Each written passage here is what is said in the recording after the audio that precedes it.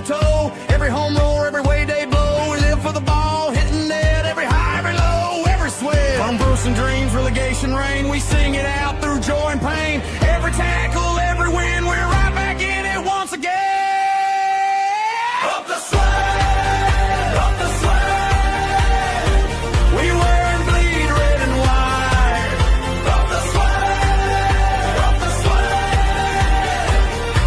Every goal feels like alright.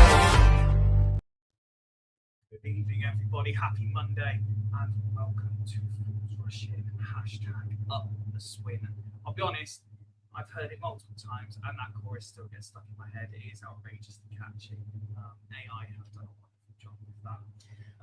As I said, welcome to your Monday edition of Fools Rushing, where we will be reviewing all the weekend's action on a night where things have not gone entirely to plan in the FRI household. We like to put these shows on, and we like to have a panel full of people for you to listen to.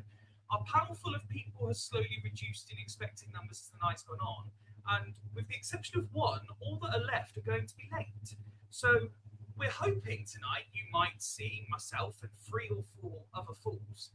But currently it's just me and one other. However, the good news for you all is that one other can talk for days, is an amazing listen, and has brought questions of his own, which means you can get involved in just as much as he does in the live chat, which, as always, is available on Facebook, on YouTube, and on X. So wherever you are in the world, please do get involved.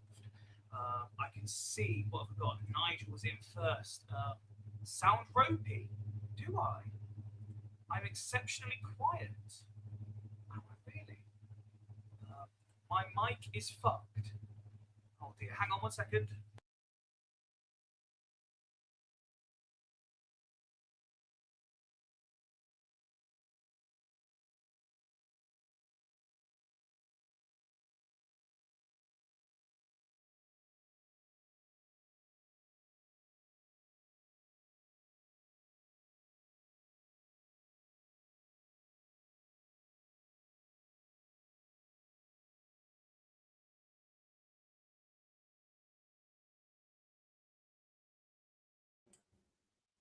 Is that better? I'm getting a thumbs up in the lobby. What about in the chat? Is that better? Let's have thumbs up if that's better. Or thumbs down if it's not. I think I know what happened. Mike says yes. James says yes. Nigel understood the thing. That's great. Okay. Now, is that still okay? If I can have more thumbs up, is that still okay?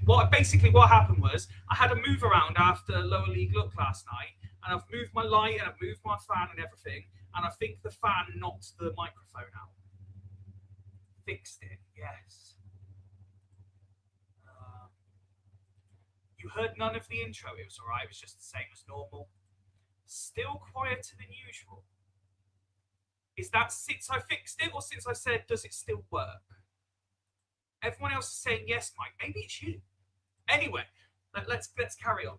You missed nothing in the intro other than me saying that you've got one hell of a treat. Steve saying yes. Thank you. Yeah, it is quiet. Oh, hang on, we fixed this once before. How did I do it? Anyway, let me bring someone else on while I fix it. The man who's going to entertain you all night. Evening, Mark. Good evening, Fifey. Up the swin. Up the swin. Can you just fill for 90 seconds while I fix this, please? Yeah, of course I can. I mean, 90 seconds is about as much entertainment as we had on Saturday. So be interesting to hear if anyone else disagrees in the chat as a kind of a starter for 10. Hope you are all well. Season has now begun. Plenty of nonsense to talk about. Perfect. All good. You can hear me fine, but what about the audience? Is that you watch? I'll say it's too loud now.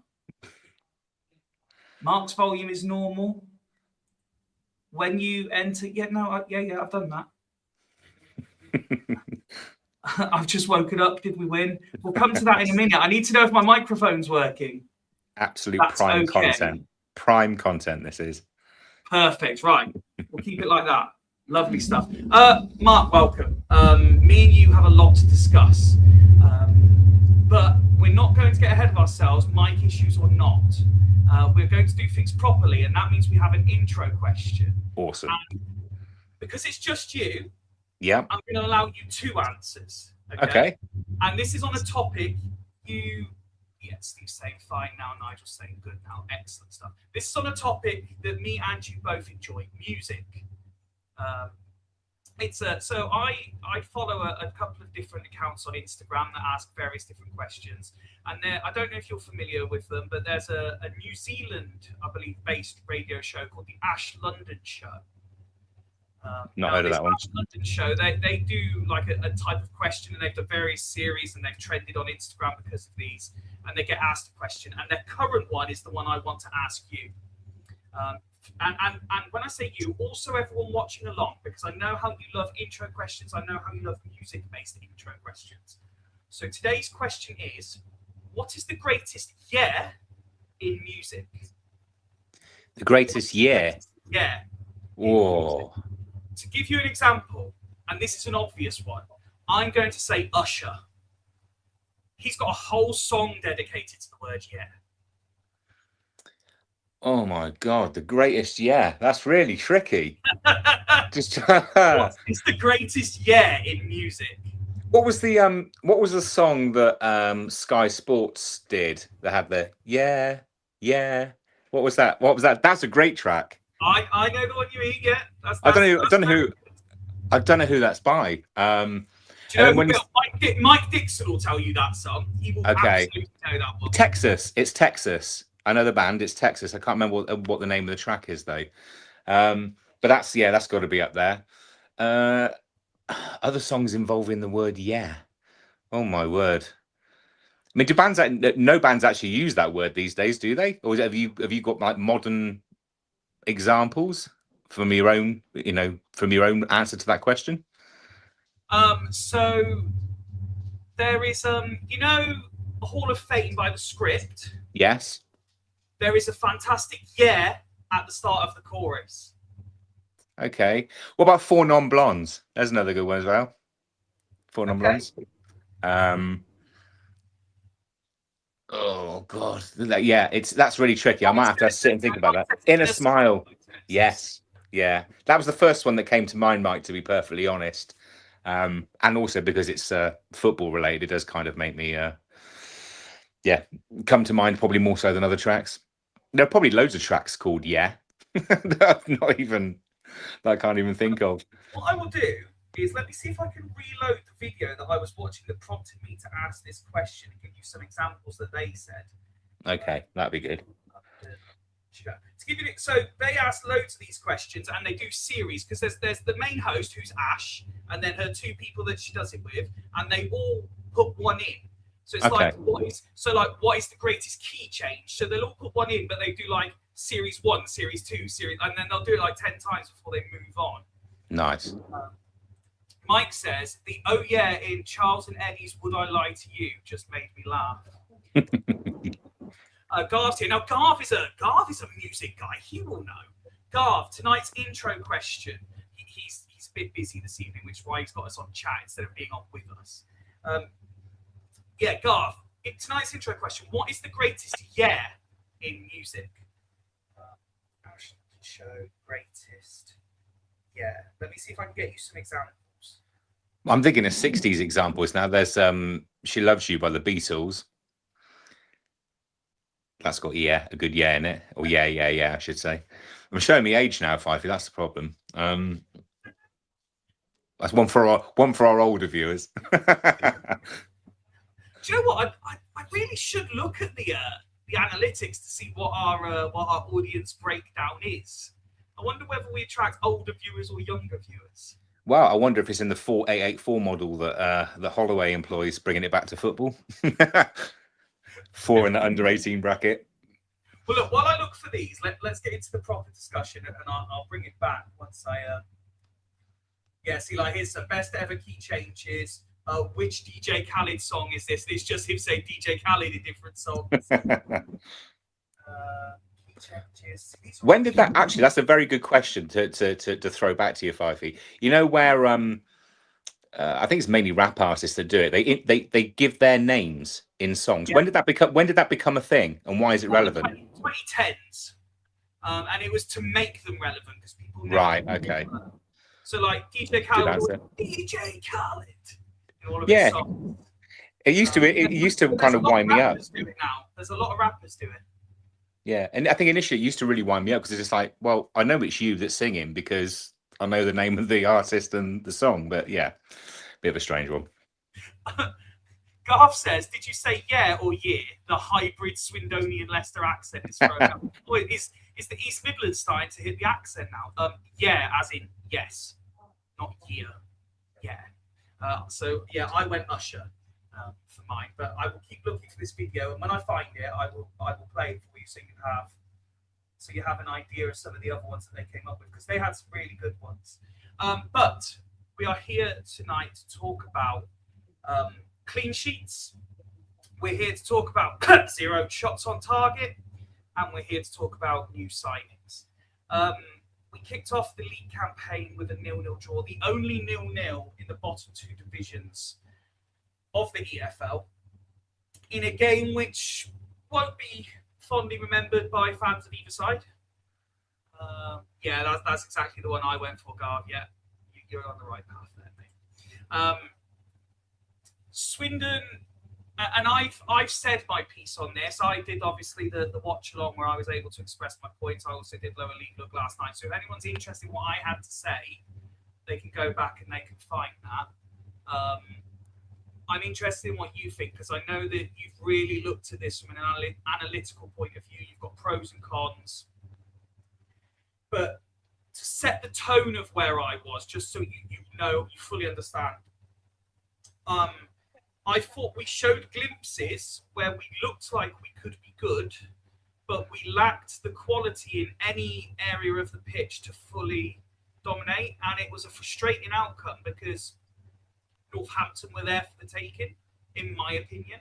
I thought there were players who put in half-decent performances, and there were players who did not. We carry too many players. We don't look fit. And I'm concerned, and I know I'm speaking hyperbolic when I say this, I'm concerned that we are so much of a one-man team, apparently, that losing Glatzel so close to kick-off derails us that much that we can't perform. And by not performing, I mean we had a good performance against Cardiff. Okay, not the result we wanted.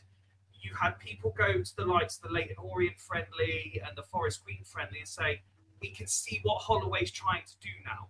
We do this. This is how we're going to play. And those same people are left going, what was that? That's not what we've seen. So let's start with you. Let's start there, Mark, and we'll go through some of the points. But overall, what's some of your takeaways? Yeah, so I'll go with my summary first of all, which was that I came away thinking we looked like a team that could be difficult to beat. That's the first positive. I'm just not yet sure that we look like a team that's going to beat many people. I think it's a bit of a contrast. It was the sort of game where you spent 90 minutes waiting for something to happen, and then realised at full time that nothing had.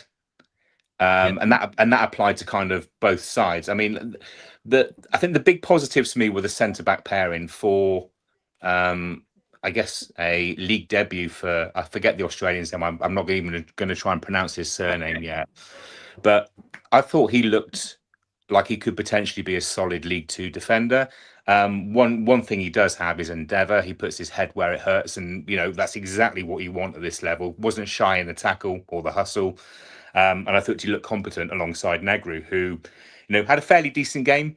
So those two together, who you would probably say before kickoff, if we had a fully fit squad, they probably wouldn't be the starting back pairing. So I was naturally impressed with that. Connor Ripley came up big in the moment where he needed to make that save. But Northampton only managed 3 shots, I think, on target versus our very little. But neither side really looked like they were going to do anything. I think it became quite apparent that the game was going to fizzle out, and that there wasn't that creative spark from either team to make anything happen. What Northampton lacked up front, we more than made up for defensively. And to be fair to Northampton, they probably have one of the more solid back lines in the back four, particularly with Guthrie, who I believe at one stage was a target for us. I think they'll be okay. I don't think they're going to ship too many goals. But I mean, again, turning the negative into a positive, a clean sheet away from home, opening game of the season. If you'd have said that beforehand, against a team that had come down from a higher level, despite the fact they were relegated, would I have taken that before the game? Yeah, probably. You know, I think I said it was going to be a 1-1 draw with Hungbo scoring, and that was based on the romanticism of the fact that he had a cracking game against Cardiff. But was a point actually a good result? I think I can be disappointed with the performance, but I can accept the result. I think that's probably the where I'm at. I don't know about yourself, Fivey, overall, whether you felt the same. If I'm being fair and being reflective as opposed to emotive, yes, I think that's probably the right way of saying it. That game was there to be won. We didn't try and win it, unfortunately. Let's see what someone else said. Not quite as late as I was anticipating. Evening, Woody. Good evening. We all right? Very well, thank you, mate. Yourself? Yeah, not too bad, thank you. Sorry for my tardiness. Me and Mark were joking beforehand about how you were always one that liked to come in as we started, but unfortunately for you, the title sequence is 2 minutes shorter now, so you can't. Yeah. So I haven't got quite the time to sort myself when I get in. And to be fair, your fan was annoying me, so I listened to the first 35 seconds of the show, So and then wasn't the fan. I apparently had half pulled the wire out, which is why it was sounding so distant.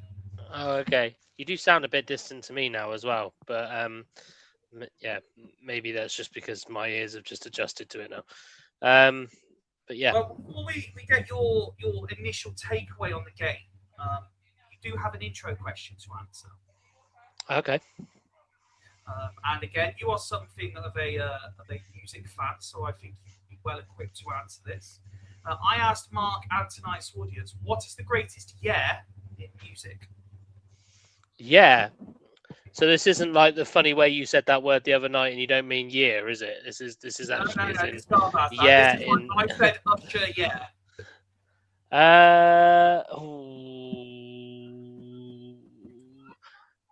Probably there was one by Texas, I think, that kind of had a. Mark said. Yeah, only because we're on a football podcast, it just reminds me. Exactly that. It was the Sky Sports Premier League tune for a while, wasn't it? Was it "You Make Me Feel"? I don't know if that was a title. In a smile, Mike Dixon's told us. Yeah. Right. Okay. Yeah. That one is probably, but yeah, Usher, yeah, is a good shout as well. But that always reminds me of the film Hitch, which I love. Yeah, that dancing scene in Hitch is absolutely hilarious. So yeah. I'll probably go with Texas. You've joined us as Mark's just been giving his takeaways. We've not gone into the specifics yet, just the takeaway from the draw on Saturday. So what was your overriding feeling on it? Similar to what you just said, when I take the emotion out of it, it's not necessarily a bad draw. It was just, in my opinion, a poor performance. But yeah, 0-0. Positive. You've got to take the positive. We didn't keep many clean sheets last season, so to keep a clean sheet on the first game of the season, I guess we got to take a positive. But I do agree with you. I think the game. I don't think Northampton were particularly anything special. But then do you look at it and you go, it's so hard this stage of the season to say, for all we know, this could be the two best teams have battled out, played rubbish, and drawn 0-0. Yeah. And just cancelled each other out or tried to adapt to what the others were doing pre-season. So, yeah, I think on reflection, it's not a bad draw. I was still very angry. I'm still angry at the performance because I feel that everything that we had done pre-season and then up to the Cardiff game just went out the window. And I know some will say it's easy to play like that in pre-season, easy, and I included myself. I said that easy to play against footballing sides, but but we just didn't take any of those ingredients over in my opinion, to the Northampton game. Why do you think that is? I made this comment to Mark just before you came on. I know this is a big thing that James has had to say since he got back from Northampton as well. Like,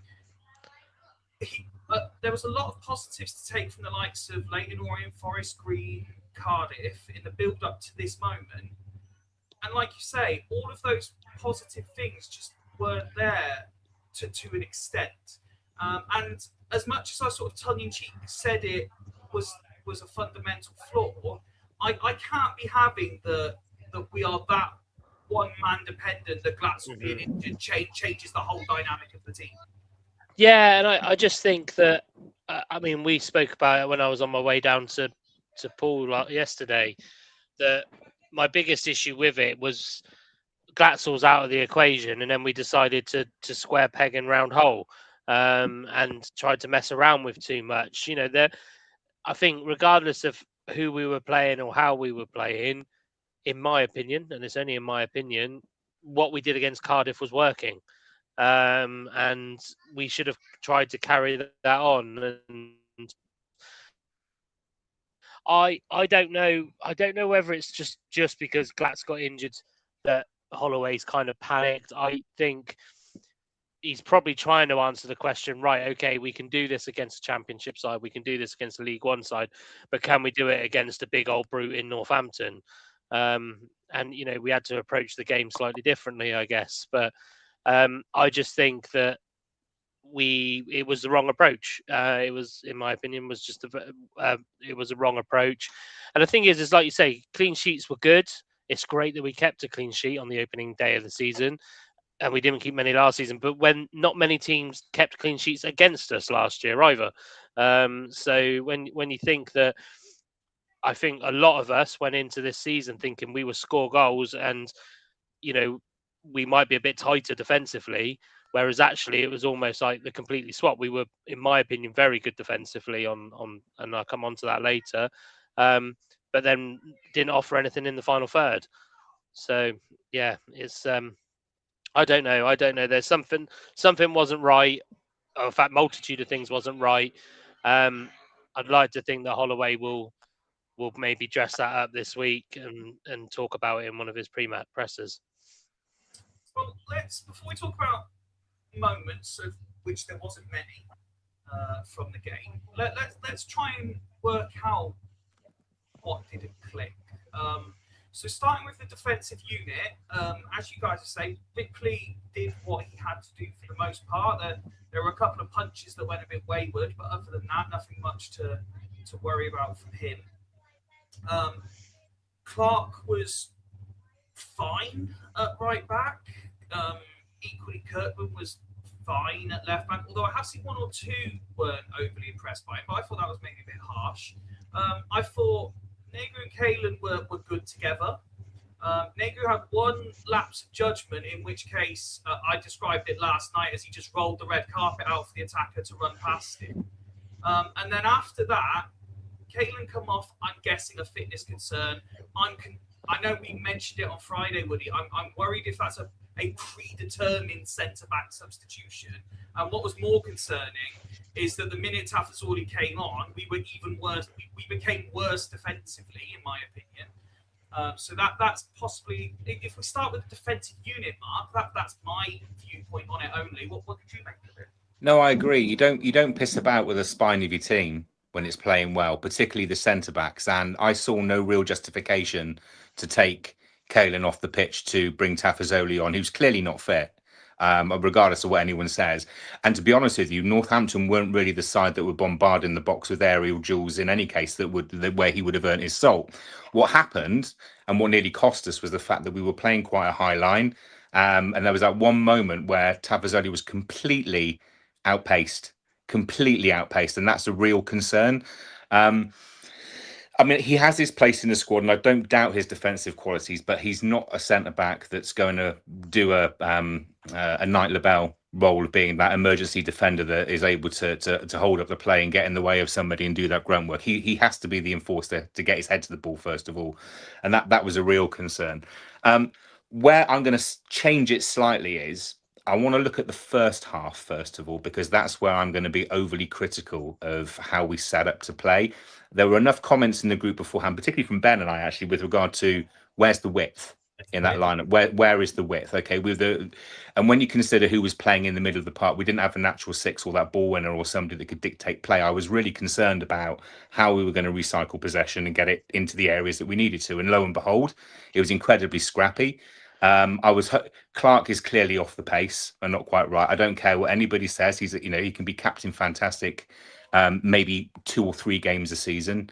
But the rest of the time for me is below average. And this was another match where he fell woefully absent for the lion's share. I'll be less critical of Nichols because he was shifted around into a number of positions where he isn't necessarily the most comfortable. But Clark knows that role and should be able to do the role of Kilkenny to a lesser degree, to deny the space in midfield, because that's what we were looking to do. But we offered nothing. Were we too passive? Well, Drinan was offering a bit up front in terms of pressing on the ball. There wasn't much else from the rest of the team. Maybe being a little bit unfair. There were a number of occasions where we had 2 or 3 players scrapping and trying to win a ball with reasonable success. Did we give them too much respect? Possibly. I think the midfield was our problem area. It got bypassed far too easily.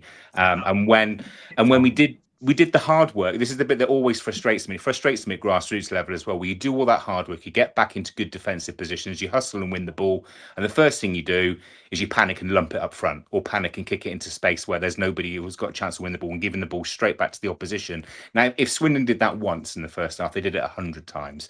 And you can't create if you're not getting the ball into the players that need it at their feet to create. Okay, and then arguably we have players on the bench who, in my opinion, should have started. I think we should have started with our best players for the 45 minutes and gone for it to have got that goal, and then changed it up in the second half, made it scrappy, made it more of a defensive performance, and hung out and maybe potentially got the win. I think we went the wrong way around with it. I don't know what you guys think.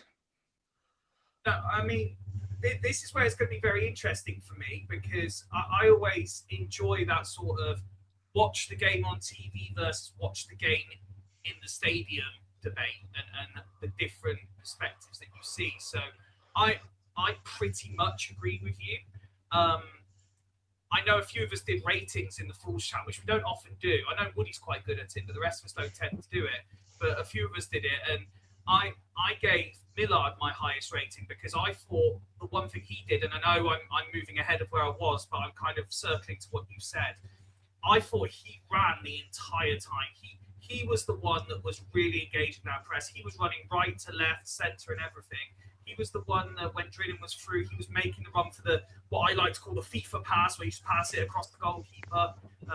Fair play. I don't have an issue with Drinan taking the shot in that occasion because he's Drinan. He's the top goal scorer in the league last year. He scored a few in pre-season. He should be the man who wants to score the goals. But I very much appreciate that's my first chance seeing him, and I very much appreciate Miller. But no, you're right, and I have some points when I talk about the midfield specifically that I'd like to raise, but I am intrigued to see if Woody's perspective on it is different because of how he viewed the game. Yeah, I mean, defensively, I'm assuming you're still talking out of possession, really. I thought the pairing that we had, the big fucking Aussie and Negru, the big fucking Aussie was winning absolutely everything. He was every header. I think Joe and Rich were counting at one point. They were in front of me, and they were counting at one point. I think he got like 6 in the first 15 minutes, which is exactly what we've kind of needed. Like, don't get me wrong, Tafazoli wins headers. Yes, he does, but it just felt that it feels with Tafazoli at the moment that he's going to get pushed off the ball because he's just not match fit. Whereas the big fucking Aussie was just not getting pushed off anything. And so those two started. Are we going to start referring to him as a BFA? Yeah, well, that's what I was calling him on Saturday. Holloway was full of praise for Kirkman afterwards. I think I put it in the chat that I'm never going to lowly rate a defence that keeps a clean sheet. I think at the end of the day, they've done they've done their job, but they've done their job effectively. If we don't concede, they've done their job effectively. Even doesn't matter how many chances that the opposition have actually created. But I wouldn't say it was Kirkman's best game. Definitely going forward, it wasn't. But he was effective at the back, which is where I think sometimes he's one of those players that almost suits suits into a team where we're playing well. I still really like Clark. Apart from the fact that he's a bit of a walking yellow card, I actually really like him because Sorry, Mitch or Lolly? Oh, Mitch. Yeah, we're talking about defence, aren't we? So yeah, Mitch. I really like Mitch Clark. I think he's got a little bit of he wins. He can actually win a header as well, which is quite nice for somebody so small. But the Strikes me a little bit. He strikes me as the sort of right back who's going to be in the same molds like a Rob Hunt. Yeah, no, and I totally agree. I think, by the way, at the weekend. Yeah, I haven't both seen of them his. did. Yeah, so, but I think, I would agree. You know, he's not going to set the world alight, although he did put quite a decent crossing in the second half, I think it was. But against Cardiff, he was whipping balls in as well. I think he's going to be a little bit of a threat going forward, but he's just going to be, for me, I think Clark is like that Rob Hunt. He's that kind of Mr. Consistent, I think he'll be this year. One who, when Joel isn't available, you play him and it's fine. And then when exactly. You bring him back to do what he does. Yeah. Although if Clark continues the performances and the defence stays relatively tight, not that Joel doesn't deserve to be in there, but again, like Mark said, you don't want to imbalance it. So and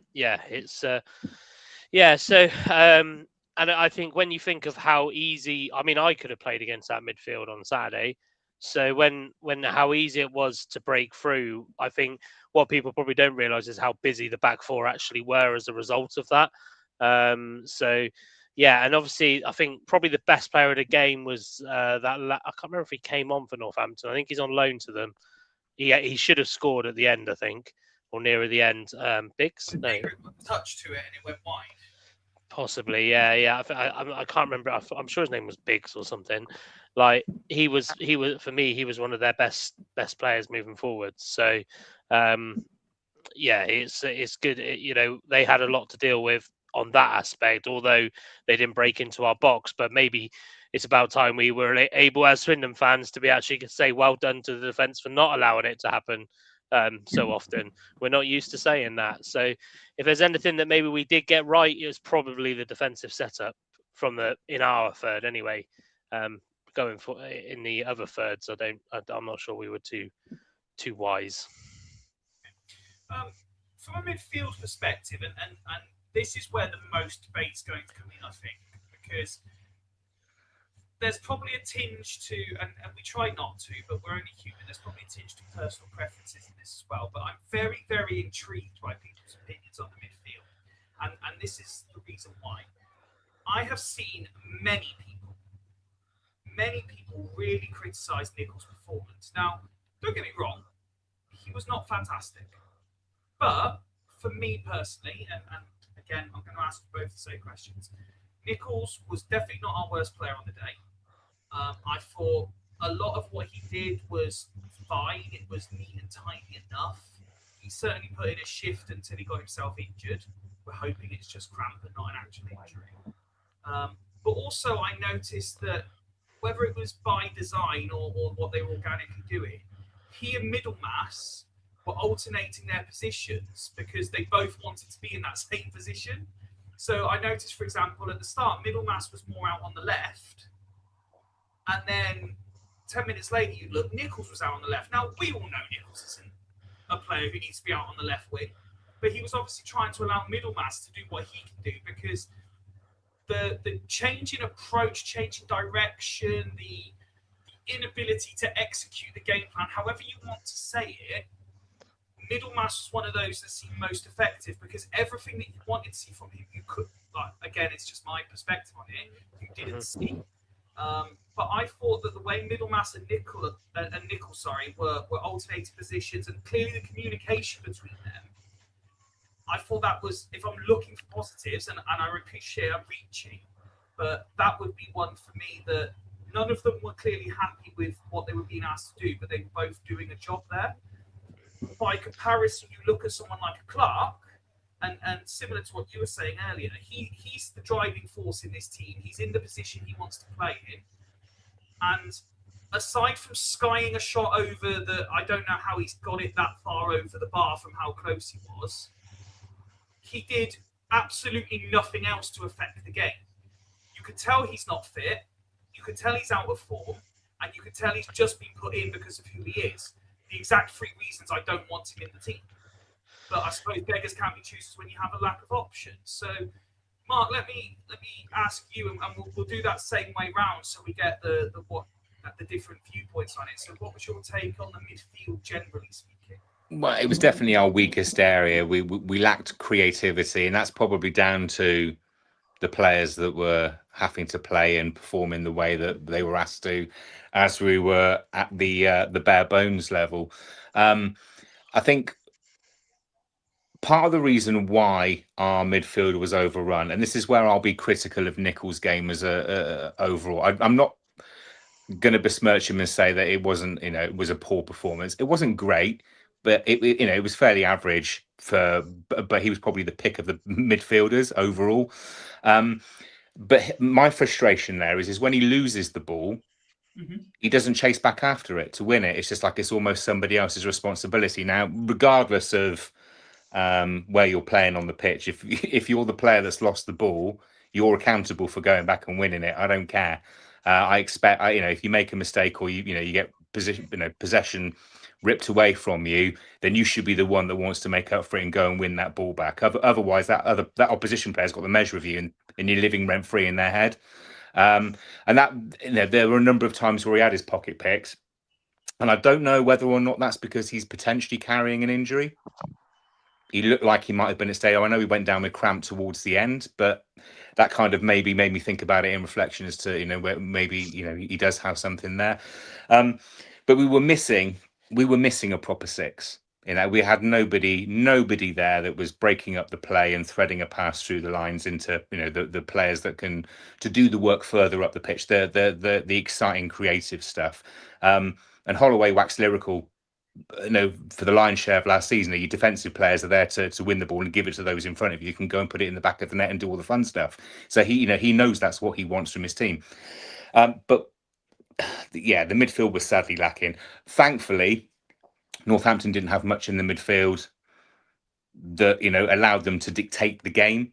If that midfield battle had been won by either side, the game would have been won by that team. But both were equally poor. So that's probably a fair reflection, I think. Apparently my microphone's gone quiet again. I'm guessing you two can hear me okay? Yeah. I can hear you clear now. Earlier it was dipping. Oh, okay. But now you're fine. Odd. Woody, your take on the midfield setup?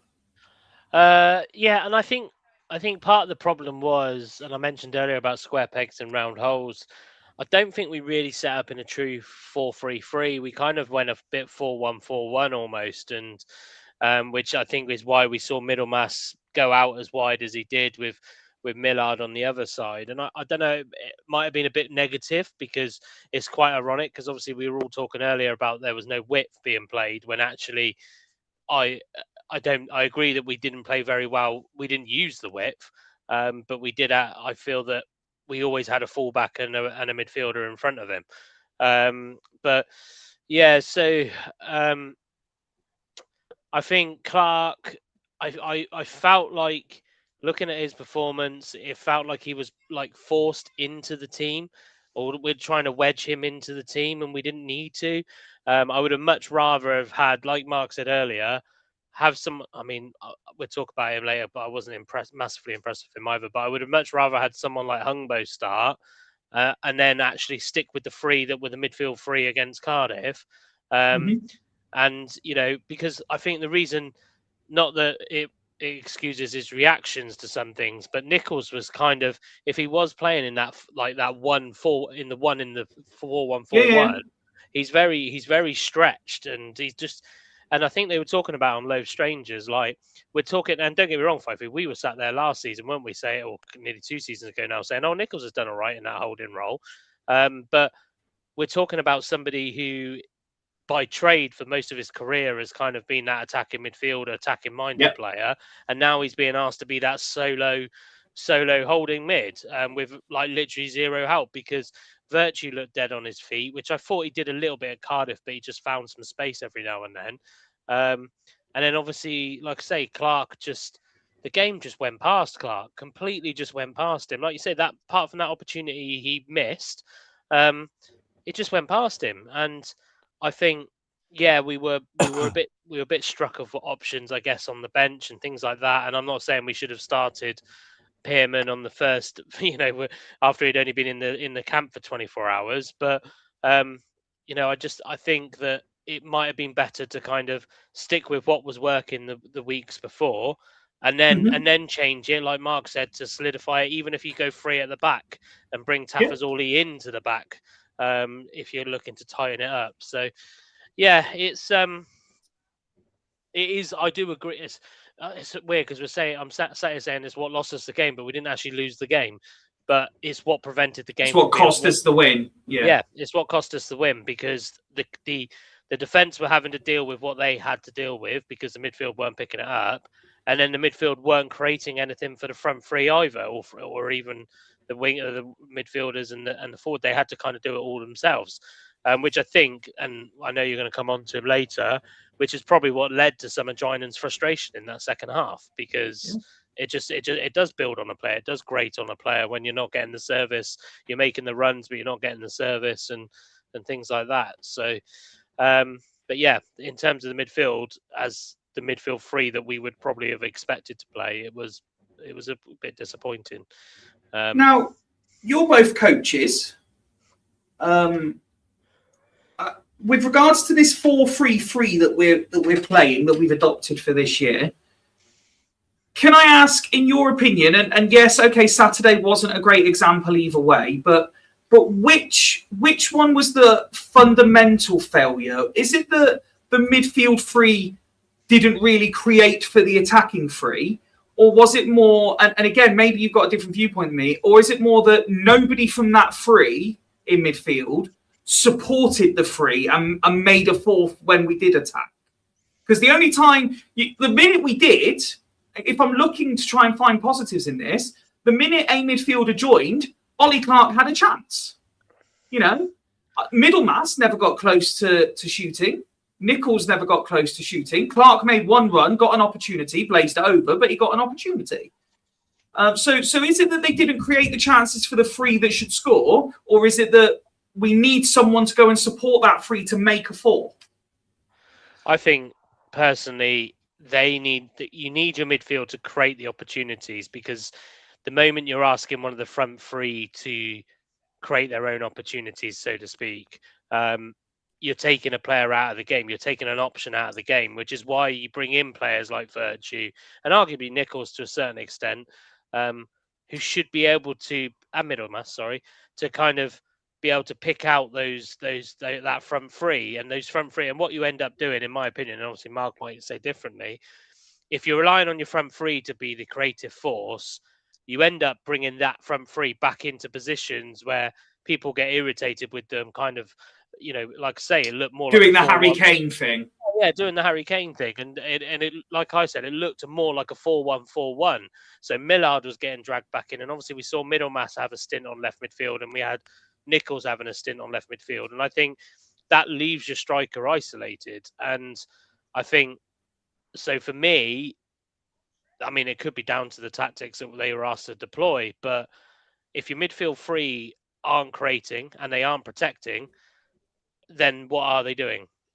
I'm fine if the midfield three are doing one or the other. If they're very effective at protecting the defence and breaking it down in the middle of the park, or they're very effective at getting the ball forward, then that's fine. But we didn't see any of that on Saturday, and I think that was the fundamental issue. Mark? Yeah, well, normally those midfield threes, you're going to have a 6 sat at the base and then 2 8s doing the box-to-box work. And to be honest with you, I don't think we had anybody that was really focused on playing as a true number 6, because I don't think any of them that were in the middle have that real capability or depth to to their game. And what I mean by that, it's not just about snapping in the tackles and breaking up the play when you're out of possession, but it's what Kilkenny does very, very well. Is when he's on the ball, he can twist and turn and find a little pocket of space for himself, and then thread that ball through the lines. And sometimes it's almost an unsung role, the number 6, because they're either orchestrating the game and they're the best player on the pitch and everybody can see it, or they're doing the grunt work and doing being that solid play and getting that ball quickly, the rotations in quickly to the attacking players. And a lot of people say, well, he didn't really do too much. He was constantly giving the ball away, didn't do too much himself. It's just like, well, yeah, I mean, it's a combination. In recent times, I suppose to describe that, I would say your number 6 is either your Anthony Grant type, yeah, or your Namdi Offable type. Yeah, they weren't the same type of player, but they were the two archetypes that you've just described there. Yeah, exactly. And and to be fair, Kilkenny is also where he is very good is that he's able to wriggle past this man and carry the ball forward before he makes his passes as well. Now, we didn't have that dynamo or pivot really operating at all on Saturday. It was a bit makeshift, and I do appreciate the best laid plans go out of the window when you've got to put a starting 11 up there and go, Christ, what do we do now? But that's why you've got a manager in charge who's played over 1,000 games and who would naturally have a plan B, C, D, E, and E to revert to. But that, I think fundamentally, that's where we got things wrong, because if you look at that first half especially. And we'll come on to the second half, I'm sure, because there were some more positives in the second half. We did that, like I said, we did that hard graft of winning the ball. But every time we did, it was panic, and it was like a lump forward or a boot forward. There was no real thoughtful passing. I use that quite a lot with my under 16s. Is to say, you've won the ball, now it's the thoughtful pass. If you've got to think before you play it, take that extra second to do it. You've done the hard work of winning the ball. Now make that, do something with it that's positive. Taking the ball and lumping it into a channel because it looked like a good thing to do isn't positive in my view. Yeah, it's gone forwards. Fantastic. But, what was the intent in the play? If you win that ball and you try a threaded diagonal, you try and get it into your 10 or into your striker and it doesn't come off, that's not a failure. I want to see that. That's the positive. That's the stuff that I really want to see, because that's the stuff that puts the opposition on the back foot, because they don't know what you're going to do. The centre-back's got to look in multiple directions. The defensive midfielder is going to think, is he going to play it through? Is he going to play it around? Or is he going to go on the diagonal? We didn't do enough of that. We were too predictable. Woody, I'm thinking about this combative nature that we want from a midfield that maybe we haven't seen yet. And I think back to last year, we coined the phrase, and I'm saying we coined it because I've not heard anyone else say it, but we said that Kilkenny's more of an interceptor than a tackler. Is the issue now that not only do we not have tacklers, we think Ollie Clark should do it, but he doesn't, but we also don't have the interceptor. If you look at our midfield, they're quite happy to kind of mark position and let the ball go somewhere else. We don't have anyone that in any way, shape or form kind of engages. Yeah, no, I think that's a fair comment.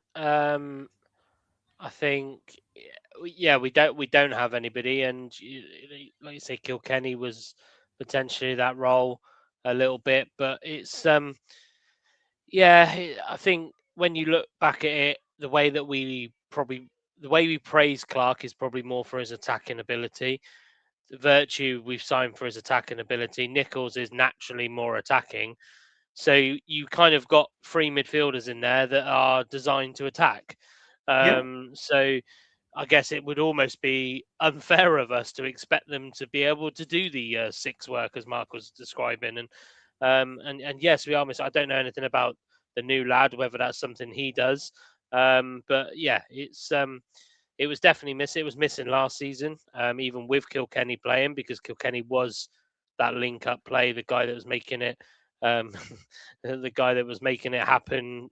Getting the pre assists and things like that. So yeah, it's to answer your question bluntly, we don't have that player anymore. We don't, and it feels like we're turning into a bit of a broken record. Like we're the lads down the pub that say that 2 strikers must mean 1 tall, 1 small. That's not what we mean at all.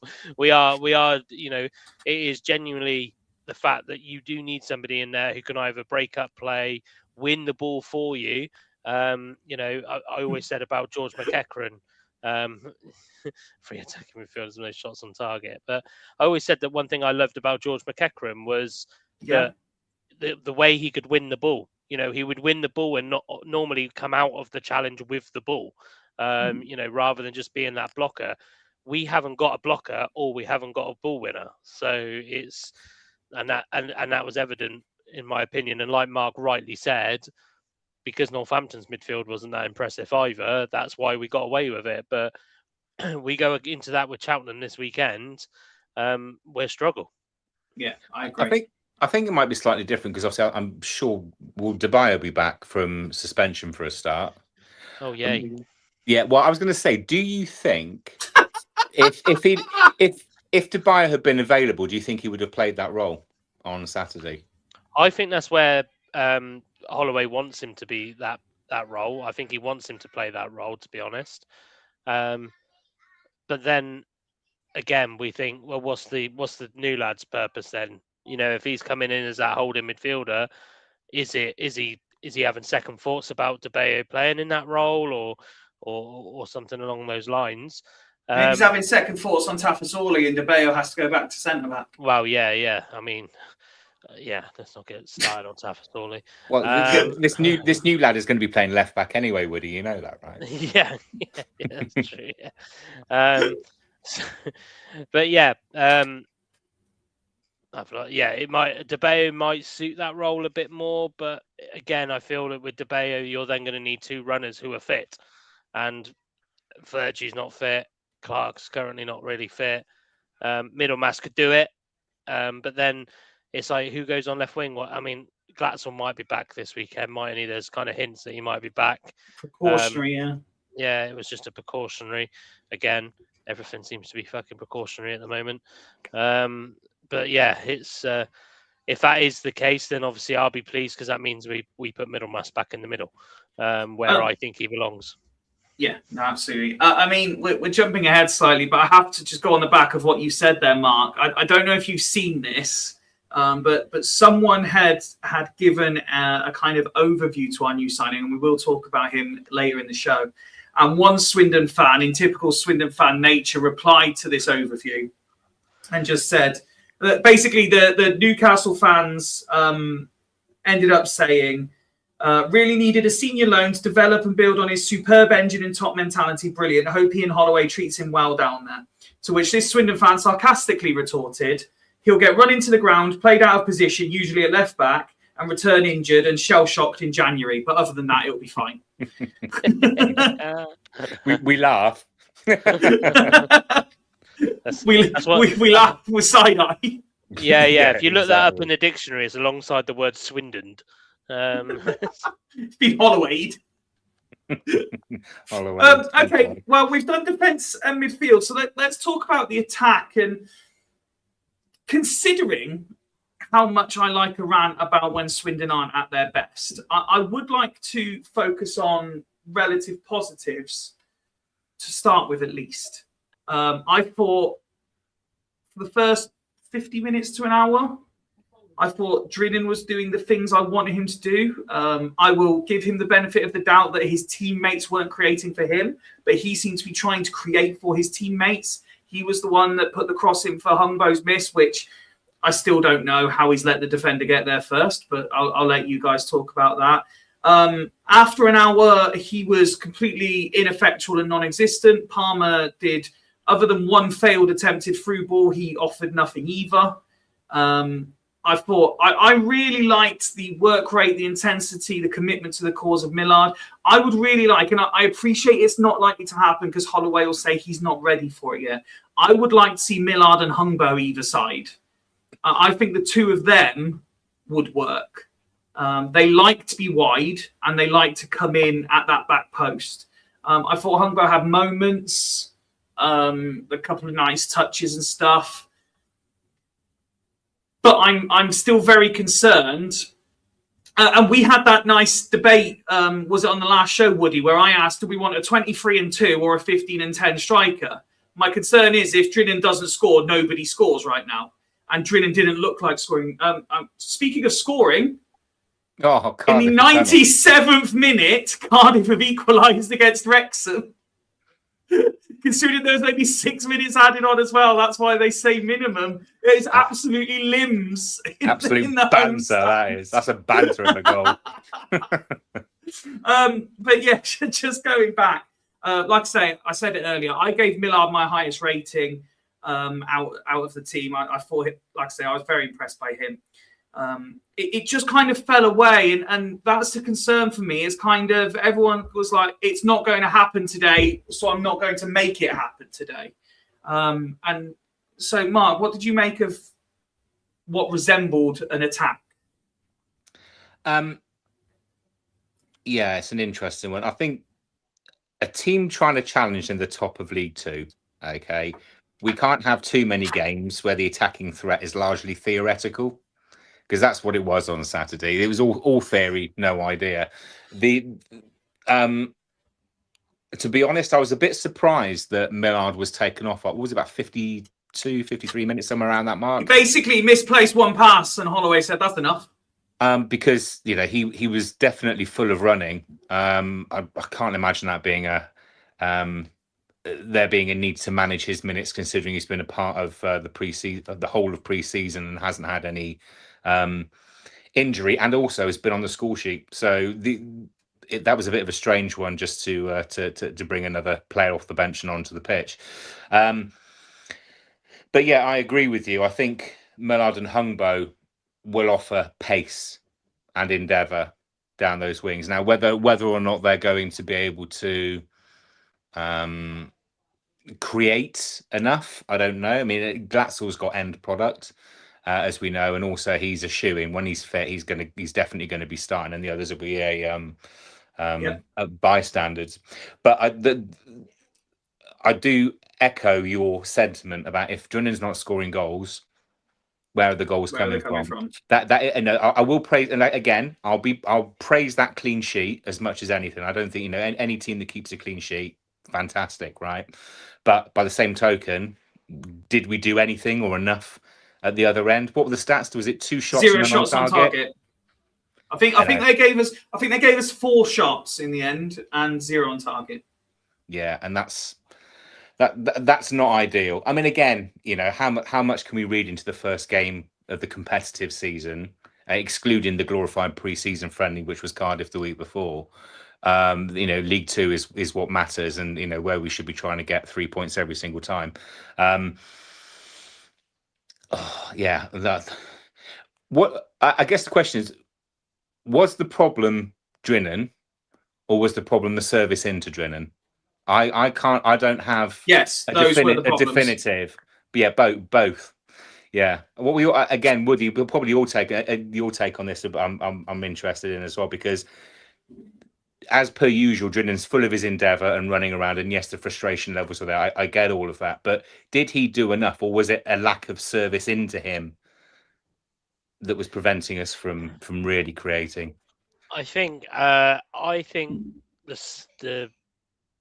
kind of agree with what Fifey said earlier, that the first hour where he had Millard doing a lion's share of the running as well, I think he had more opportunities to potentially break into that final third, but there was a little bit of lack of service. But it's so hard to say, because I don't really recall too many times, except for Drinan himself, actually breaking, you know, kind of penetrating that final third.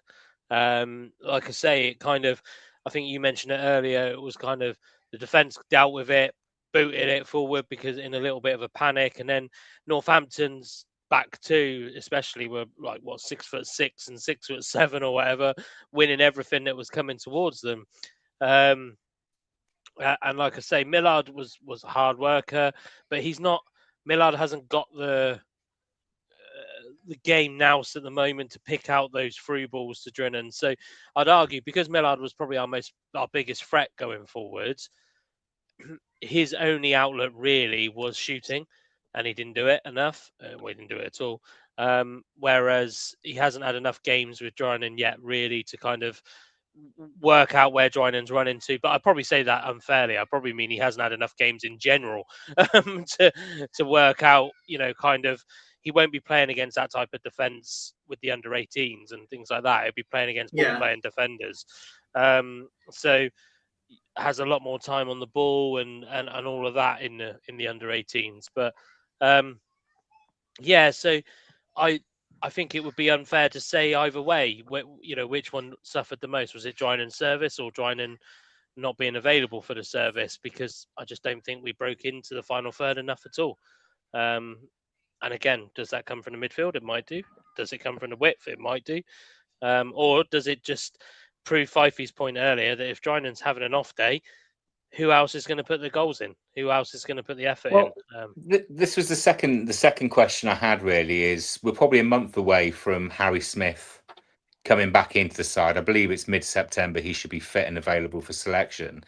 I reckon we've got at least 6 weeks till we see Smith. Yeah. Okay. So say he's fit up, and ready to go. Naturally, he's going to play as the striker, as the 9, right? So what happens to Drinan then? Are we going to a front 2, or would he go back out wide and play? Drinan goes where Millard was, and Glatzel goes where Hungbo was. In my opinion. Yeah, I agree. To be fair, but to coin a phrase, do you know what concerns me about that? That there's been a big trending thing on Instagram this last couple of days about like Man United realizing that their back 4 is the same back 4 from 4 years ago. That's the same strike force from like 3 years ago. Yeah. And that strike force didn't get us promoted. No, exactly. Point. I mean, I got a slightly different view on Smith. I don't think we're going to see Smith starting this side of Christmas. But I think I don't. Well, it's hard to say at the moment because we only played 6 people on the bench on Saturday. But part of me is kind of thinking that Palmer is currently keeping Smith's seat warm, but that may be the cynical side of me. But it's The difficulty we got now is where we've had to bring in these loans and things like that to cover the gaps and the injuries. These loans are going to want to play. Their clubs are going to want them to play.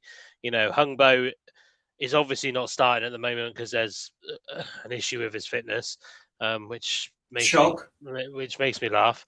Don't get me wrong, he might not have been playing first team, but surely he's had a pre-season of some sort. But yeah, it's that's my worry now, is because we've got Hungbo coming on loan, we've got the holding midfield lads, we've got DeBeo, we've got Inward's alone, isn't he, as well? So we've got quite a few players that are actually at the moment probably just stepping in until others are fully fit. And then as those players get fully fit again, we're going to have to play these loan players because they're going to be there. There's probably, I'll be very, very surprised if we've managed to get a no recall clause in contracts without saying that we guarantee these players minutes. I'd be very, very surprised because you just wouldn't sign up to it as a parent club. Why would I not let me recall it if you're not going to play my player? So I think Glatzel's going to be, as much as it pains me to say it, because how much I love him, I think he might be a bit of a player that is going to need to be managed if this injury is not fully recovered yet. If we rushed him back too soon or whatever. So maybe that does open the door for the likes of Hungbo and Drinan to go out wider and things like that. But it's a very fair point, though, Fifey. But I also think that when we think about that that forward three not working 3 years ago, Drinan didn't have the scoring form that he did. Well, obviously he's not there now, but he didn't have the same score. The year after that it didn't work, all of a sudden Drinan's finding it. So does that mean it might work better as a 2? That might be, it might be the case. It might be better as a 2. But can you see? Okay, so on that one then. I agree. I could see that working, and then you end up sacrificing Glatzel anyway. But in a 2, can you see Holloway, after spending all pre-season moving away from a formation he didn't like in a 3-5, 3-6-1 essentially, 3-4-3, however you want to describe it? He's moved away from a formation he say that he adopted when he came in and he didn't really like. He wants to play 4-3-3. Can you then see him saying, okay, Smith's fit now, we're going to go 2 up top? Well, I think if he goes 4-3-3, he'll kind of flip it a little bit and play 2 forwards a bit narrower with a Roman 10. Whether that Roman 10 is Hungbo or Glatzel, because Glatzel's played that. Pearman. Yeah, Pearman. I keep forgetting about Pearman as well. Yeah, so. And then having 2 slightly stricter midfielders behind them, but then that does rely on Clark and Kirkman getting forwards. So yeah, there's the one thing I've learned about Holloway in the time here is he is he'll have 3 formations depending on what stage of play it is. Some will have an in possession formation, some will have an out possession formation. He almost has 2 extras. He has a formation when we've won the ball back and when we've lost the ball. And I think I wouldn't be surprised if he finds a way that we will look and go, what the hell is he doing there? But then somehow it will work. It will just work. And, having that, if he, maybe when we're going forwards, he looks more of a Glatzel and a let's say, whilst we're waiting for what's-his-face to come back, a Glatzel and a Drinan moving further forward, but out of possession, Glatzel immediately goes wide, Drinan immediately goes wide, and we switch into a 4-3-3 that way. So, because if you think about it, sorry, Mark, carry on. I was just thinking, if you think about it, if Smith's once Smith is back and fit, him and Palmer would naturally be the striker, the one that's just got to be in the right place at the right time. So you've got cover for one another there. If we've still got both. Come the end of the transfer window, and then obviously you kind of look at you've got Drinan that can play wide right, you've got Glatzel that can play wide left, plus the other. You start to think, well, actually, it makes a little bit more sense as to why we're looking at potentially a couple of additional midfielders on top of the one that we've signed today on loan to be able to play that way. I guess was the point I was going to make. Just off the back of something you've both said there, I was doing a quick count because it's only just dawned on me.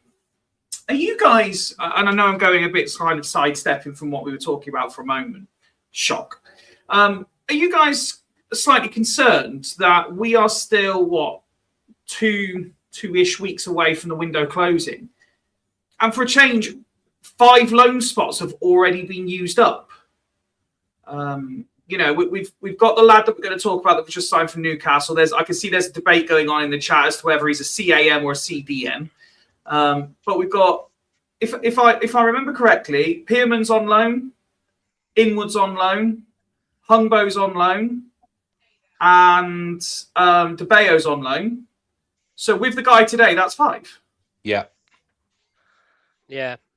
I don't think I'm concerned because I'm more concerned that we need them. We need them, yeah.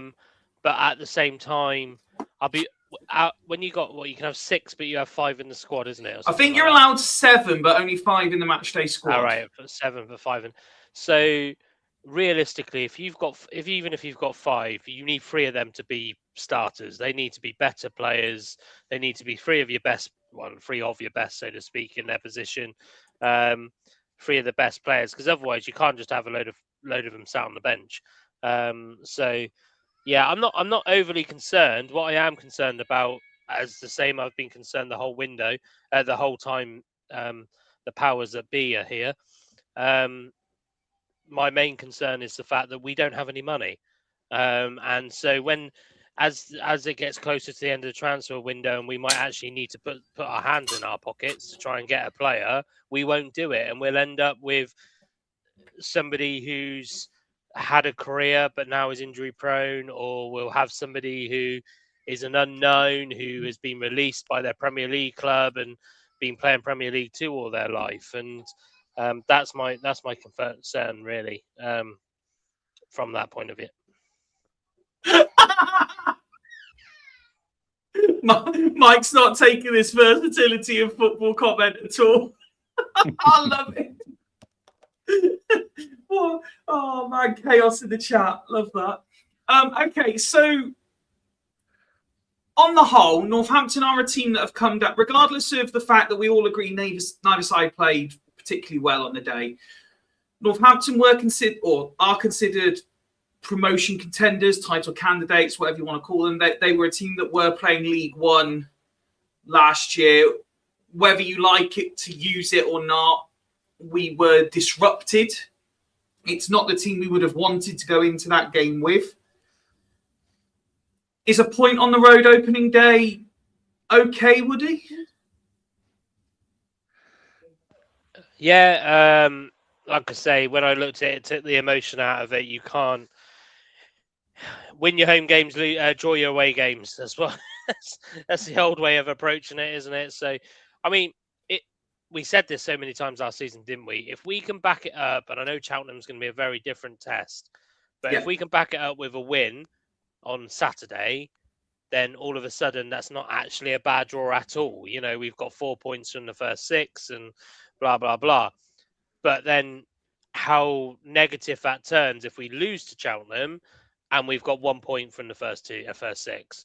And you almost feel like you're straight away on the back foot. And like we said, like I think all of us have said that actually August and September isn't very kind to us fixtures-wise. So, yeah, I just think that it's...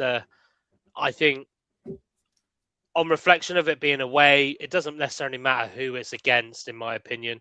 If you can keep a clean sheet away in League Two, it's not a bad result if you draw. It's not a terrible result.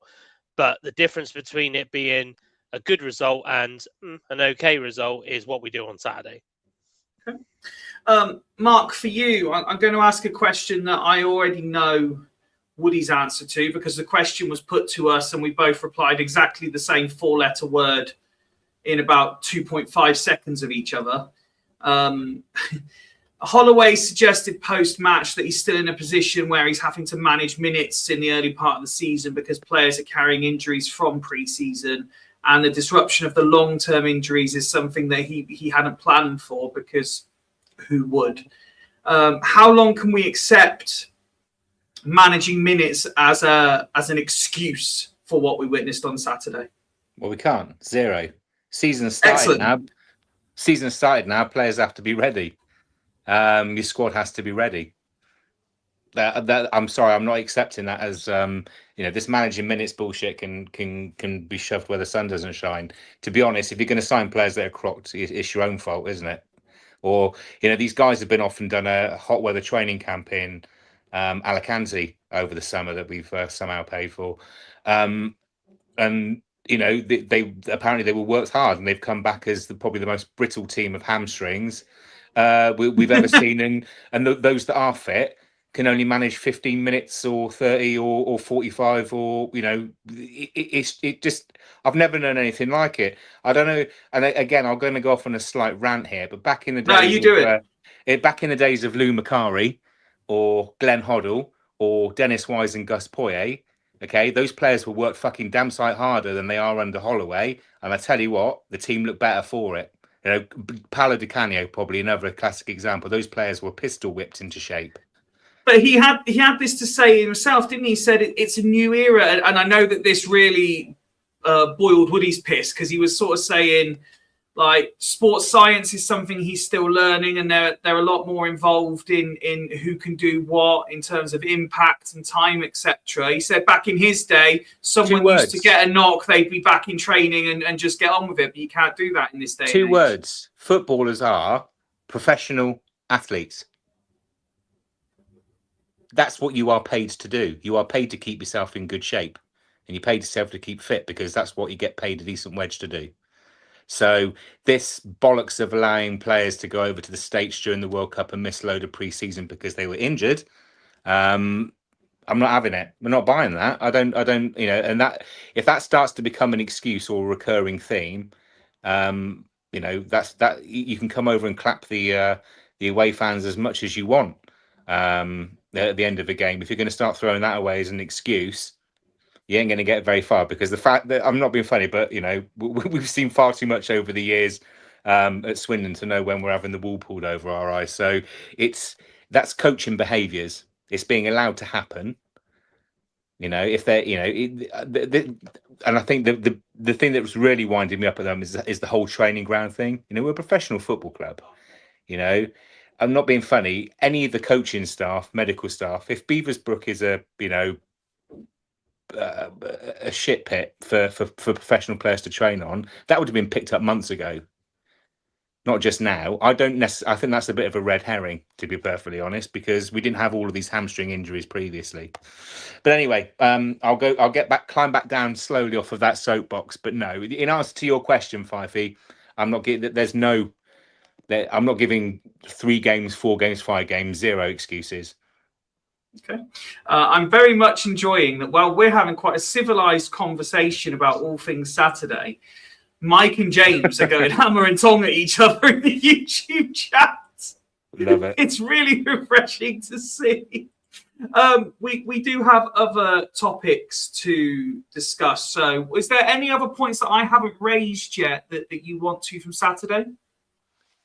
I don't think so. I think we've covered pretty much, and to be honest with you, we've managed to cover that topic for a good 40 minutes.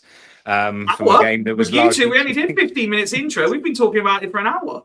Fantastic. Yeah, but considering the game wasn't particularly exciting and didn't have many flashpoints or any nonsense from the dugout, we've done quite well to make that last an hour. Imagine what happens in a 5-goal thriller. Insane. Before we talk a couple of the other Swindon Town headlines, let's just turn our attention to what happened yesterday around our featured clubs. Congratulations, Swindon Town women. They started their league season with a 4-2 win at home to Plymouth. When you saw the scoreline, Woody, were you a little bit surprised at all, or do you think 4-2 was probably where you'd expect it to be? To be fair, I had no expectations at all because I know that Plymouth have had quite a weird summer. In terms of, I think they let a lot of players go, but then all of a sudden kind of had, I can't remember who they brought in as their manager, but I think she brought over some decent players from previous clubs as well. So I was more shocked. I think they went 1-0 down, didn't they? And they did. I was more shocked when I saw that come through because I thought, their first game in Tier 3 for a long time, how are they going to react to that? And obviously reacted to it relatively well. So obviously Annie Colston on the score sheet again. Elsewhere, water's wet. I was going to say grass is green, but it's not at the moment, is it? But yeah, so it's a fantastic start, isn't it? Realistically, a fantastic start for the women. Plymouth won't, if what I hear about them and the way that they've recruited, they won't be a team down the bottom end of the table. So, that's a half decent win against a side in the middle and still keeps the county ground as a fortress. Absolutely. I haven't, I'll be honest, I haven't fact checked this one today, but I believe Bassett lost.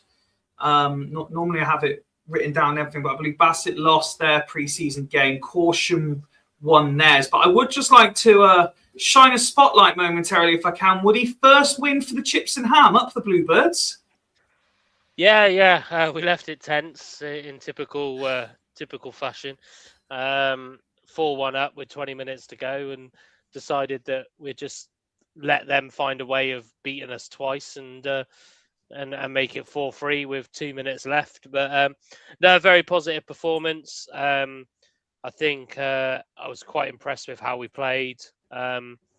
Obviously, I think I was more impressed with the fact that I'd done corners and set pieces. Well, corners predominantly on Thursday in the hot weather, and then we scored from a corner from a little adjustment I've made to them on straight away, pretty much. So one thing that frustrates me in a lot of the game is that people don't put we don't put players on overhits, like kind of that area between kind of the far post and the 18-yard box, maybe even to the other end of the pitch, because for those deflections and those overhits. And lo and behold, we worked a little bit on that on Thursday. The corner was, I don't know if she did it on purpose. She'll claim she did, but the corner was overhit and then hanging around just at the back post. Had the time on the ball, wasn't marked because the opposition didn't think she needed to be marked and scored. So, it it was refreshing to see. The girls deserved a win. I think more importantly, though, again against higher league opposition, but I think more importantly, we're talking about a team where my squad of 15, only 2 of them were over the age of 16 as well. So, we're really starting to see something come together a little bit as well. We're starting to do they're starting to pick things up pretty quickly. Stuff that and with no disrespect to their previous clubs for some of them, but stuff they might not have gone through last year, they're picking up really easily now. As well, considering I only have them for an hour and a half every week at the moment. So that doesn't mean it's going to be that, it's not going to be all sunshine and roses, because we've got some very difficult ties coming up in pre-season, especially including this Sunday. So, but yeah, positive. The girls, had I envisaged when I first took them on and said that we were going to win 4-3 in one of our pre-season friendlies, who were all against higher league opposition, I probably would have laughed at you, because I would have thought this is a brand new group. Most of them stepping the first time into women's football. So yeah, they're already, in my opinion, kind of ahead of where I expected them to be. Fantastic. Okay, let's cover a couple of the headlines. One thing we didn't touch on, and Woody, I'm going to come to you to ask you what you thought when this happened, unless you'd already kind of walked off and missed it. Sound Trauma highlights it here. What was Holloway doing at the end of the match? All the bowing and I think he means clapping. Holloway, who infamously wouldn't acknowledge the fans at all last season, made a point after the dullest 0-0 in the history of football since COVID. Seemed to make a real pantomime of this. Yeah, and I think obviously I went to a lot of games last year, and the only one I really remember him coming over was Luton, and that was probably because he had to literally walk past the fans to get to the tunnel. But yeah, it was. I think I said to Rich when he did it, I said this is a weird way of him saying sorry for getting it wrong. In my opinion, like I say, I think he got it wrong. His team selection was wrong. In terms of the way we wanted, what I thought we would want to set up. So to actually see him come over, I'm not going to necessarily criticise him for coming over and thanking the fans, because we criticised him a lot last season for just ignoring and walking down the tunnel. But it just, I don't know, it did feel weird that he's come over. He was almost 3 fist pumps away from making it. It was a fantastic result.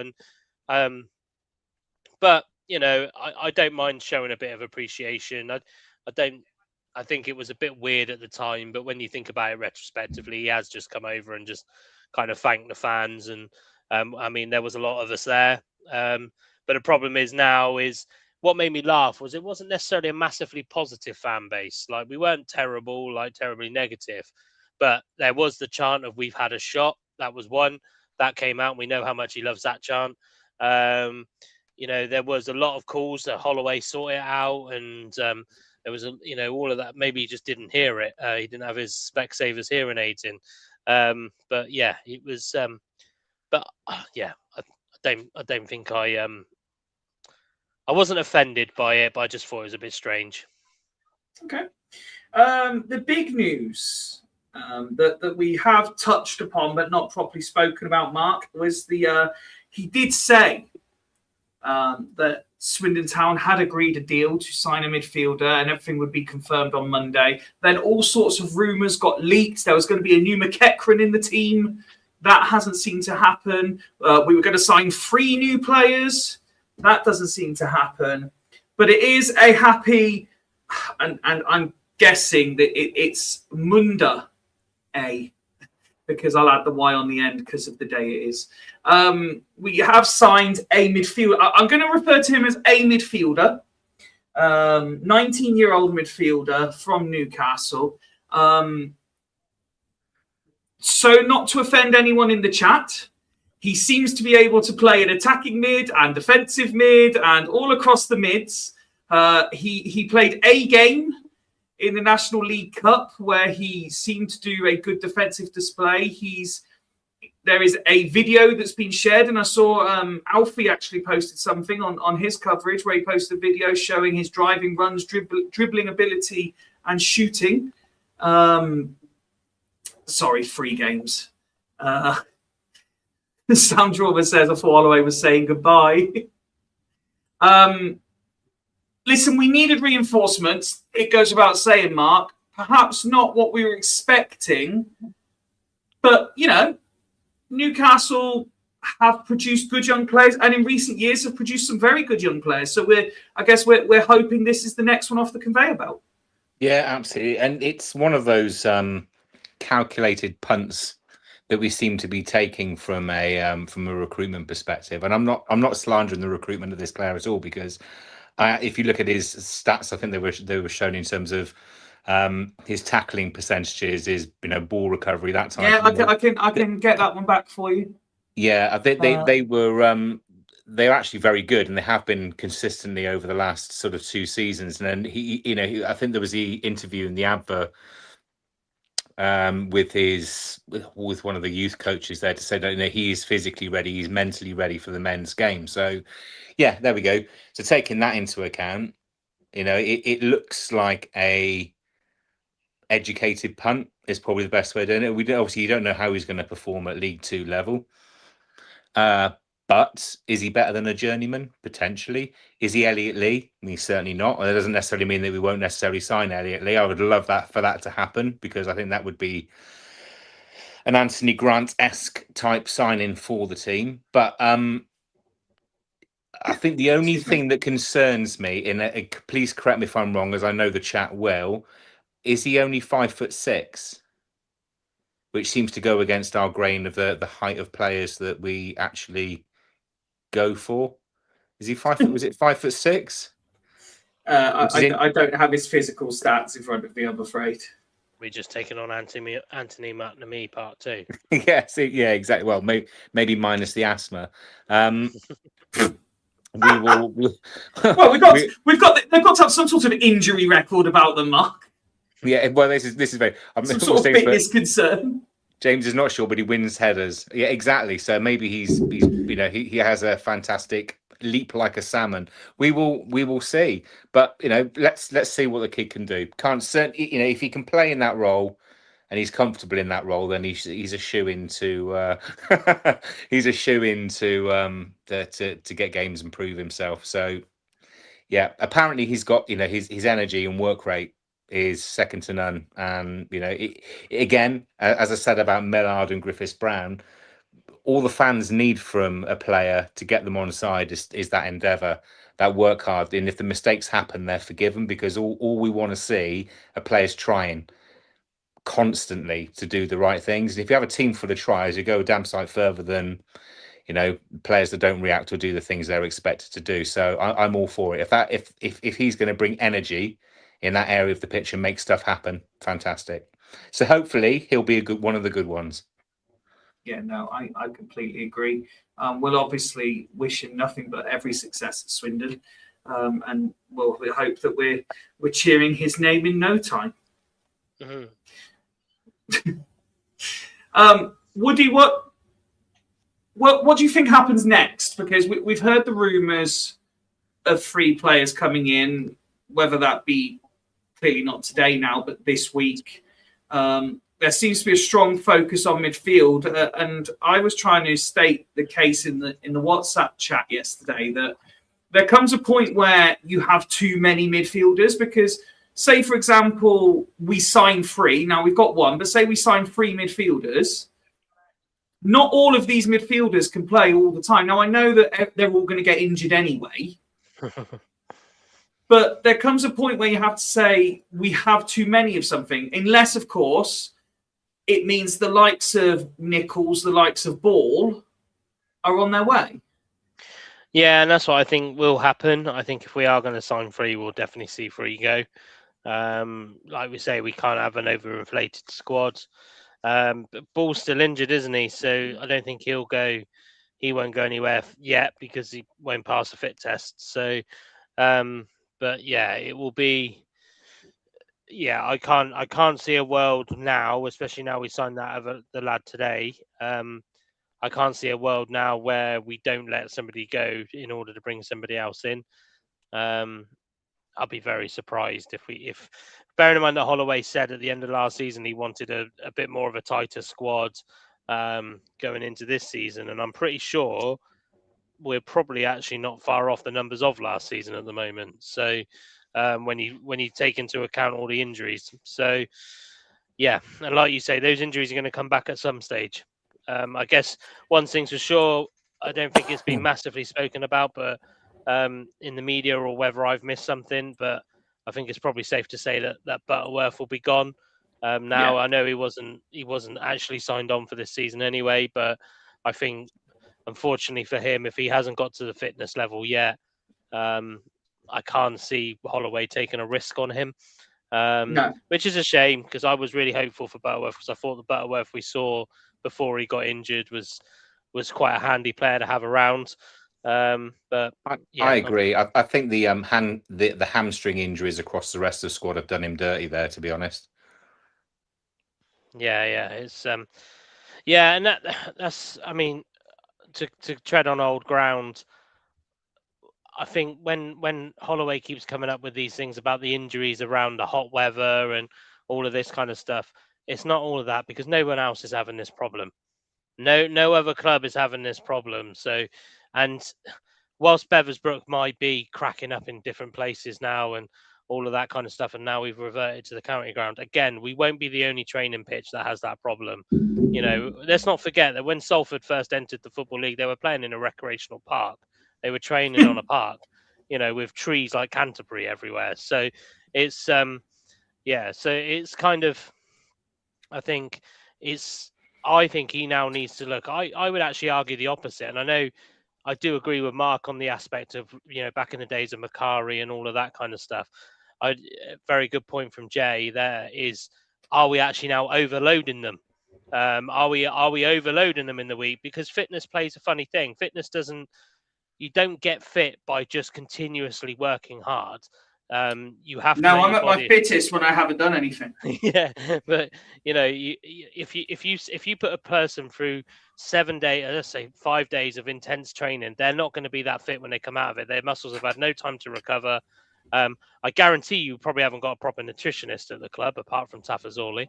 So it's you know, are they getting the right protein on board after they finished? I don't even know if we're responsible for their meals now. I don't know. Are we responsible? Chicken's protein, right? Yeah. So Popeyes will be protein, yeah? Yeah. Yazoo, look, I'm protein. high in protein. Yeah, we do Popeyes, yeah. But yeah, it's so I'm starting to. I would question now, bearing in mind how much Holloway likes to revert back to the old way of doing things, because sports science is obviously brand new and has only come about the last 18 months. You know, maybe Holloway needs to look and go, actually, I can't do some of the stuff I used to do, and it's not because players are, you know, woke now and all of that. The game is faster. The game, arguably a little bit stronger. You know, professional athletes, as Mark said earlier, are built differently now. They're built to play at a fast standard, and that has a toll on his body. There's a reason why not many sprinters run for a very long time. And if you're putting that element into football, you're gonna struggle. So I've got a prime example for you, Woody, and I appreciate it's not professional level, but just a few years ago we watched a Soccer Aid where you had Usain Bolt going against Mo Farah, two very different body types, two very different running types, but they were playing football against each other. Yeah, exactly. Yeah, so it's a different element, and I just don't buy the bad luck. There is sometimes an element of bad luck, but you know, you kind of create your own luck as well. And I just think the problem is now we're in a situation where we need to recruit to replace these injuries, but that's going to cost us money, because even on a loan market, everybody knows how desperate Swindon Town are now, because we haven't stopped fucking whinging about how many injuries we got.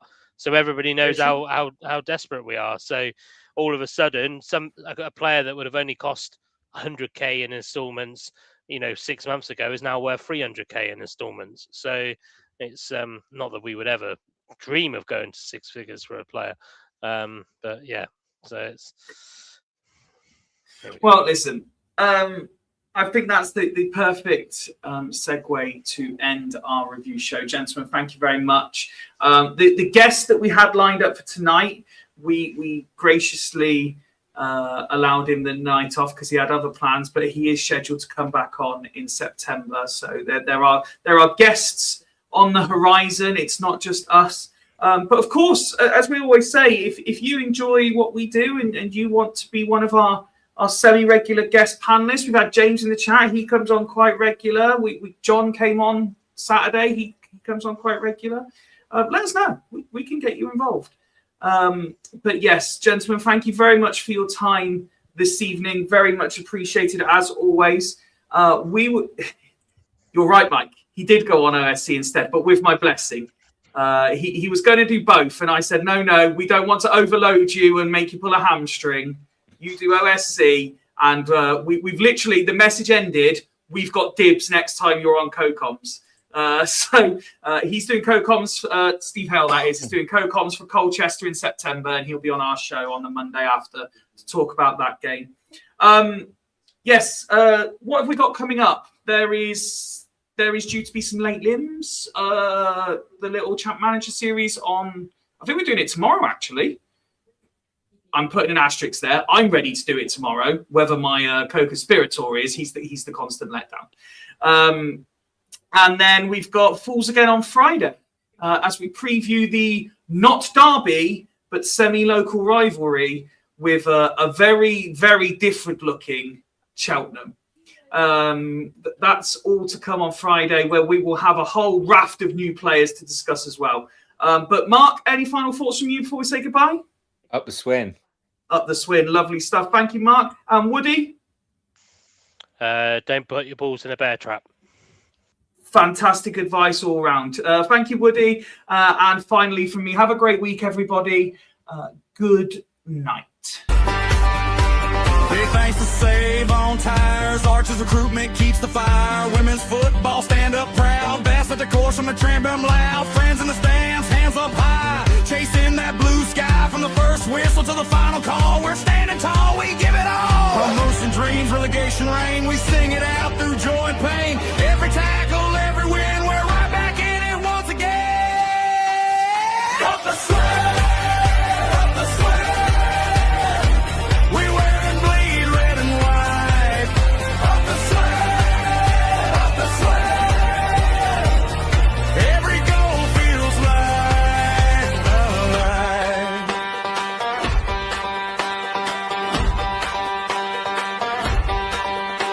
When the season turns and the ground feels cold, we keep that faith, we keep that hope. 15 mates and 1,000 songs in this town.